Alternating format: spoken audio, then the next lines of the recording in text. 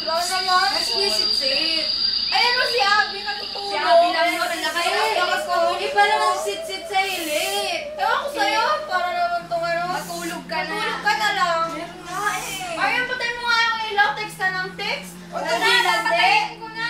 Nag-text ang boyfriend eh. Uy! Bilis mo na lang patayin.